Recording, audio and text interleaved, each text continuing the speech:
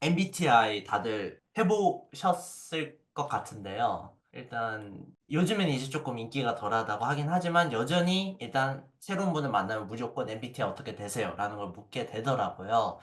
그리고 저도 개인적으로 MBTI가 굉장히 재밌어가지고 좋아하고 있는데 참고로 저는 여기 맨 위 두 번째 INTP입니다. 그런데 사실 이런 MBTI가 처음부터 좀 말이 많긴 했잖아요. 왜냐하면 너무나도 단순한 기준으로 사람을 분류하기 때문에 이게 정확하지는 않다. 오히려 내 친한 지인한테 부탁해서 알려주는 게 MBTI가 훨씬 더 정확하다라고도 얘기를 하시는데 저는 이게 조금 생각이 나긴 했어요. 이번 영화를 보면서. MBTI를 우리가 그토록 열광했던 이유가 결국에는 내가 누군지를 너무나 쉽게 알려주기 때문이야. 내가 이런 사람이야. 그걸 실제 읽어보면, 맞아, 나 이래. 맞아, 나 이런 성격인데, 나만 이런 게 아니었구나. 좀 이런 안도감도 느끼게 해주는 그런 게 굉장히 컸던 것 같은데, 그렇지만 그만큼 단순하게 이야기를 하다 보니까 어떤 사람의 과거나 성장 배경, 뭐, 환경, 그리고 또 다른 여러 가지 복잡한 상호 관계까지는 담지를 못하는 거는 아무래도 좀 많은 분들이 좀 공감을 하실 만한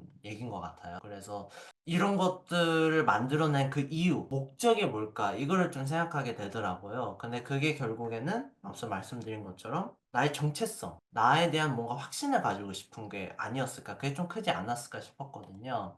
왜냐하면 너무나도 우리는 사실 최근 몇 달이 훨씬 더 이거 많이 느꼈던 것 같은데 뭔 일이 일어날지 모르는 곳에서 매일매일을 살아가니까 그런 게 아닐까 싶기도 해요. 그래서 이런 아이덴티티라는 거에 대해서 이번 영화에서 좀 깊게 다룰 수 있지 않을까라는 생각을 좀 하게 되었는데요. 왜냐하면 첫 번째 영화 The Wonder에서 이 대사가 처음에 딱 나와요. 이야기를 빼면 우리는 아무것도 아니다. 저는 이게 굉장히 깊게 와닿더라고요. 왜냐하면 사실 이야기라는 게 오히려 세상을 의미 있게 만든다. 이런 얘기는 많은 분들이 저는 좀 동의를 하실 것 같은데, 왜냐하면 굉장히 우리는 단편적인 세상에 어떻게 보면 살고 있잖아요. 그냥 파편적으로 이러한 사건들이 일어나고, 일련의 일들이 나한테 닥치고, 근데 그런 것들을 하나의 줄기로 엮어서 의미를 부여하는 게 바로 이 스토리즈라는 게 하는 역할이 아닐까라는 생각이 들더라고요. 예를 들어서 더 원더에서 애나는 단식을 하잖아요. 그냥 이 행위만 보면 그냥 단식이에요. 아무것도 아니에요. 그냥 안 먹는 거예요. 그렇지만 그 이면에서는 자기가 그걸 통해서 뭔가 속죄를 하고 구원을 한다는 그 의미를, 그 이야기를 부여했기 때문에 그게 뭔가 상징성이 있는 행위가 되었잖아요. 그리고 또 나중에 리브가 아예 그 이야기를 리라이트 할 수 있게, 아예 재편성을 할 수 있게 옆에서 도와주기도 했고요. 그렇기 때문에 그 단식을 끝낼 수도 있었고요. 그래서 이런 걸 보면서 결국에는 이야기라는 게 얼마나 우리 인생에서 큰 영향을 미치고 얼마나 중요한 역할을 하는가를 이번에 좀 많이 생각하게 됐었던 것 같아요. 이게 제가 찾아보니까 실제로 이론이라는 게 있더라고요. 바로 서사 정체성이라고 하는데, 리케르라는 사상가는 서사 정체성, narrative identity라는 이야기, 이러한 개념을 만들어내면서 결국에 다양한 무작위로 발생하는 사건들과 경험들을 통일적으로 뭔가 거기다 통일성을 주려는 행위가 서사 정체성이다 라고 얘기를 해요. 그게 있어야만 내가 스스로 나 자신이 누구인지 이해할 수 있게 된다 하죠. 사실 이게 MBTI가 해주는 것과 굉장히 비슷하긴 하죠. 물론 이게 먼저 오긴 했지만. 그렇기 때문에 이걸 줄거리화, 그러니까 나에 대한 줄거리를 만든다라고 이제 설명을 하는데요. 근데 여기서 조금 의문점이 생기는 게, 그렇다면 이런 이야기는 정확히 어떻게 형성되느냐이죠. 혼자서 만들어지진 않잖아요. 이 세상에 나 혼자 산다면 물론 어느 정도 스토리가 만들어질 수 있겠지만 그것보다 더 다채롭고 뭔가 더 풍요로운, 좀 더 입체적인 나 자신을 만들기 위해서는 두 번째 영화에서 보여준 것처럼 상호작용과 교류가 굉장히 중요한 것 같아요.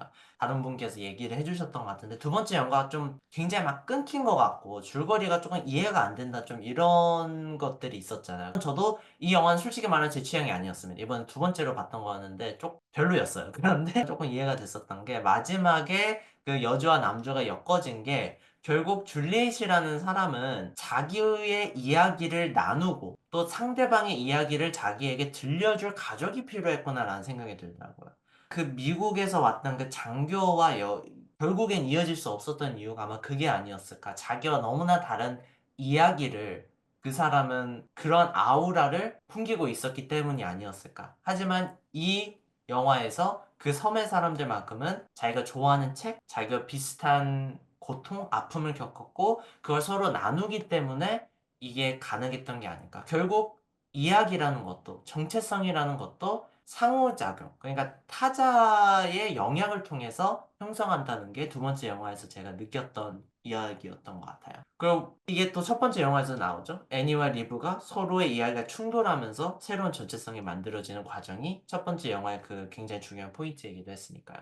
근데 여기서 더 생각을 할 수 있겠다 싶었던 게 Pale Blue Eyes가 사실 좀 호불호가 강하잖아요. 사실 모든 추리 영화는 그런 거 아니에요. 저도 사실 미스테리 영화를 그렇게 좋아하는 편은 아닌데 왜냐하면 그 특유의 편면적인 분명히 실사를 보고 있는데 2D를 보는 느낌이에요. 사건 중심이고 그 캐릭터들은 그냥 그 사건을 더 돋보이게 하기 위한 장치일 경우들이 굉장히 많잖아요. 그래서 저도 이 영화를 보면서 정말 이게 끝인가, 이게 끝인가 했는데, 그 마지막 그 하이라이트 부분에서 반전이 있잖아요. 근데 그 반전을 통해서 저는 비로소 이 영화가 완성이 될 수밖에 없었던 이유 중 하나가, 랜도라는 사람에게 전체성을 부여하는 그 이야기를 거기서 알게 되었기 때문이죠. 왜냐하면 그 전까지는 영화에서 주인공의 이야기가 너무나도 사건 해결에 중요한 역할을 했기 때문에 계속 안 보여줬잖아요. 그러니까 평면적으로 보일 수밖에 없었는데, 이제 그걸 안 다음에 이 영화를 다시 보면 저는 미스테리 영화, 추리 영화가 아니라 아주 잘 짜여진 서사가 담긴 영화처럼 보이겠구나라는 생각이 들었어요. 그런데 문제가 이러한 나의 전체성이 다른 사람과의 관계를 통해서 다시 재정립이 되고 영향을 받겠지만 문제는 이런 곳에도 그 충돌의 위험성이 있다는 거죠. 더 원더에서 애니가 그렇게 좀 거의 광적인 행동을 보일 수 있었던 이유가 자기 주변 사람들이 그렇게 세뇌를 시켰기 때문이잖아요. 결국 그 사람들은 딸에게 자기 이야기를 강요하게 된 형식으로 저는 보이더라고요. 그래서 이걸 보면 결국 스스로의 이야기에 너무 몰입해버리면 공감을 못하게 되고, 공감을 못하게 되면 우리의 이야기는 우리의 정체성이 아니라 오히려 남에게 피해를 줄 수 있는 망상이 되겠구나 싶었어요. 사실 유발 하라리 교수가 최근에 한국에 또 오시기도 했잖아요. 근데 그분이 얘기를 하셨던 게 그 사피엔스라는 책도 보면 인간이란 존재가 지금까지 생존할 수 있었던 이유 중 하나가 1번은 상상력인데 두 번째는 협력이었어요. 상상력에 기반한 협력이 있어야 된다는 거죠. 그렇기 때문에 통합을 하고 콜라보가 가능했었다라고 얘기를 하더라고요. 그래서 그러한 공감이 굉장히 중요한 역할을 하는데 그게 바로 이게 아니었을까라는 생각이 들었어요. 에드거 앨런 포는 결국 예술가잖아요. 이런 예술가들이 우리에게 이 공감을 이끌어낼 수 있게 하지 않을까. 왜냐 이 세 편의 영화들 그냥 쭉 보면 실제로 있었던 일들이거든요. 그거에 기반한 픽션이에요. 실제로 그렇게 굉장히 오랫동안 장기간 단식을 했었던 여성들이 역사적으로 많이 있어요. 물론 알고 보면 다 가짜였고 부모들이 학대를 했던 결과이긴 했지만요. 그런데 사실 이런 걸 그냥 우리가 텍스트를 읽어보면 첫 번째 영화, 두 번째 영화, 세 번째 영화 왜 이래?